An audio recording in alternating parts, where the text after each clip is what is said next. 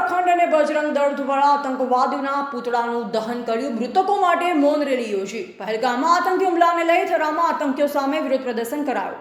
જમ્મુ કાશ્મીરના પહેલગામમાં થયેલા આતંકી હુમલામાં 28 નિર્દોષ નાગરિકોના મોત થયા છે। કાશ્મીરમાં થયેલા કૃત્યથી સમગ્ર દેશ અને દુનિયામાં પડઘા પડ્યા છે, જેમાં આતંકવાદીઓએ પ્રવાસીઓ પર ગોળીબાર કરતા 28 નાગરિકોના મોત થતા સમગ્ર ભારતમાં વિરોધ જોવા મળી રહ્યો છે। ત્યારે કાંકરેજ તાલુકાના વેપારી મથક થરા ખાતે માર્કેટ યાર્ડ સામે ગરનાળા પાસે આતંકી હુમલાને લઈ આતંકીઓનું પૂતળા દહન કરી દેશ કે ગદ્દારો કે ગોળી મારો સાલોકો જેવા સૂત્રોચ્ચાર કર્યા હતા। આતંકી હુમલાના તમામ મૃતકોની આત્માને શાંતિ મળે તે માટે 2 મિનિટનું મૌન પાળી મૌન રેલી યોજવામાં આવી હતી।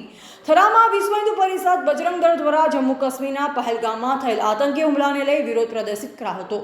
માર્કેટ યાર્ડની સામે ગરનાળા પાસે પૂતળા દહન કરી સૂત્રોચ્ચાર કરી વિરોધ નોંધાવ્યો તેમજ 2 મિનિટનું મૌન પાળવામાં આવ્યું હતું।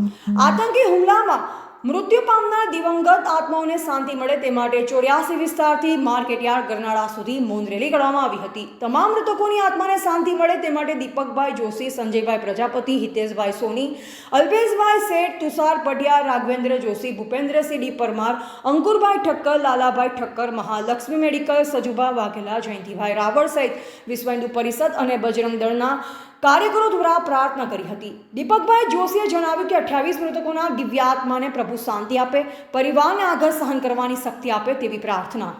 રિપોર્ટર અલ્પેશ ગોસ્વામી કાંકરેજ સાથે નટવર કે પ્રજાપતિ થરા।